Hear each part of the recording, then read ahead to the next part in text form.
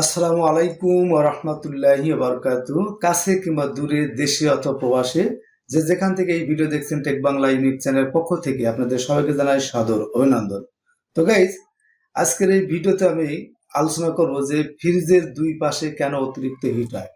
আপনার ফ্রিজের দুই পাশে যখন এভাবে হাত দিবেন তখন আপনার ফ্রিজটা কিন্তু অতিরিক্ত হিট দেখায় বা তাপ দেখায়। তো এরকম অতিরিক্ত হিট কেন হয় এবং অতিরিক্ত তাপ যদি হয় তাহলে আপনার ফ্রিজটা অ্যাক্সিডেন্ট হবে কিনা, বা অতিরিক্ত হিট হলে এই হিটটা দূর করার উপায়টা কি, সকল বিষয়ের প্রশ্নের উত্তর দেওয়ার চেষ্টা করবো ইনশাল্লাহ। তো গাইস, তার আগে একটু বলে নিচ্ছি, চ্যানেলে নতুন হয়ে থাকলে অবশ্যই চ্যানেলটা সাবস্ক্রাইব, লাইক, কমেন্ট, শেয়ারের পাশে থাকবেন। আর যারা অলরেডি সাবস্ক্রাইব করেছেন, থ্যাংক ইউ সো মাচ। তো গাইস, দেখুন, আপনার ফ্রিজের দুই পাশে যখন এবার হাত দিবেন তখন ফ্রিজ কিন্তু অনেক তাপমাত্রা দেখায় বা ফ্রিজ কিন্তু অনেক গরম হয়।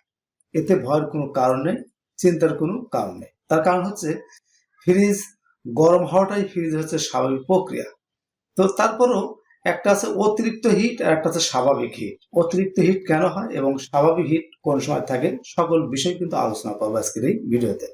তো গাইজ, অতিরিক্ত হিটটা কখন হয় দেখুন, আপনার ফ্রিজ যদি দীর্ঘদিন পরিষ্কার না করেন তখন সেই ফ্রিজটা যদি আপনি পরিষ্কার করেন, ফ্রিজের ভিতরে যে আইসগুলো জমা থাকে সেই আইসগুলো যদি আপনি বের করেন, বের করে সুন্দরভাবে ফ্রিজটা পরিষ্কার করার পরে আপনার সেই মাছ মাংস বা খাবার দাবার যদি আবার ফ্রিজের মধ্যে ঢুকানোর পরে 30 মিনিট অথবা 40 মিনিট পরে যদি আপনি ফ্রিজটা আবার সুইচ অন করে দেন, তখন দেখবেন যে ফ্রিজ হুম করে একটা আওয়াজ হচ্ছে এবং ফ্রিজ দ্রুত কিন্তু ফ্রিজের দুই পাশে যে বডিগুলো এগুলো গরম হচ্ছে। এর কারণটা হচ্ছে, আপনি একটু লক্ষ্য করবেন যে ফ্রিজের পিছনে একটা কালো একটা সিলিন্ডার থাকে, এটাকে বলা হয় কম্প্রেসার।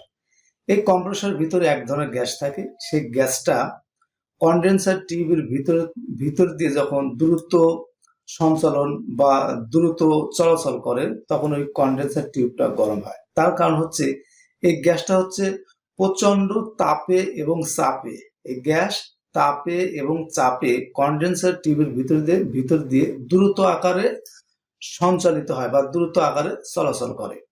এই গ্যাসটা যখন কম্প্রেসর ভিতর থেকে ফ্লো হয়ে কন্ডেন্সার টিউবের মধ্যে ঢোকে, কন্ডেন্সার টিউবের ভিতর দিয়ে যখন দ্রুত প্রসারিত হয় তখন এই গ্যাসটা একটা হিট তৈরি করে। এখন বলবেন যে এই কন্ডেন্সার টিউবটা কি? এই কন্ডেন্সার টিউব হচ্ছে আপনার ফ্রিজের দুই পাশে নেট আকার বা জালি আকার থাকে, একটা টিউব এরকম পেঁচানো থাকে, এটা ফ্রিজের ভিতরে দুই পাশে জালি আকারে থাকে, এটা ফ্রিজের বডির সাথে লাগানো থাকে।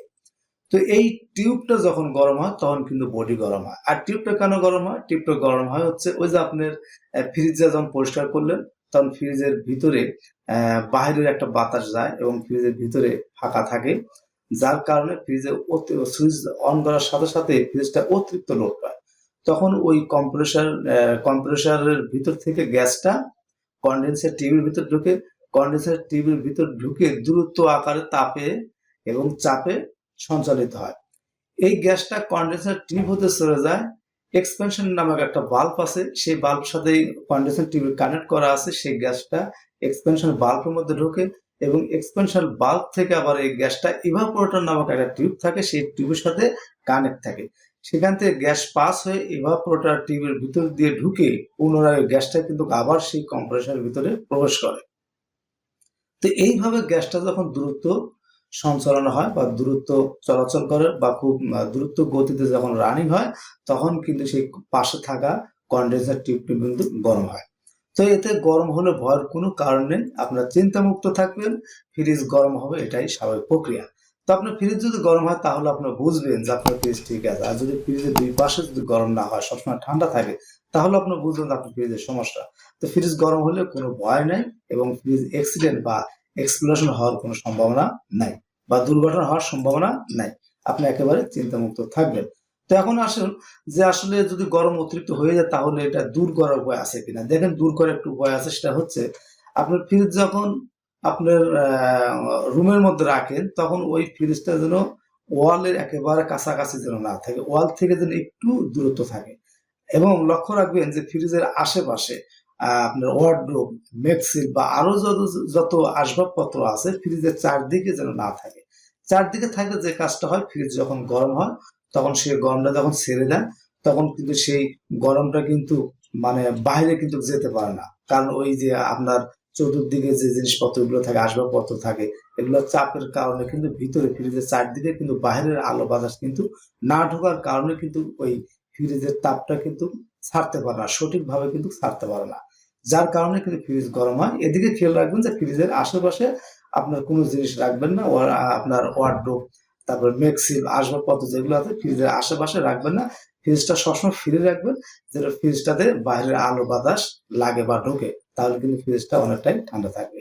আর ফ্রিজ এরকম অতিরিক্ত গরম হলে কোনো ভয়ের কারণ নেই, আপনারা একেবারে চিন্তামুক্ত থাকবেন, ফ্রিজ এক্সপ্লোশন হবে না বা অ্যাক্সিডেন্ট হবে না। তো গাইজ, আমার এই ভিডিও দেখে যদি আপনাদের বিন্দু মাত্র যদি উপকার হয়ে থাকে, তাহলে অবশ্যই আমার এই চ্যানেলকে একটা সাবস্ক্রাইব, লাইক, কমেন্ট, শেয়ার দিয়ে পাশে থাকবেন। সবাই ভালো থাকবেন। খোদা হাফেজ।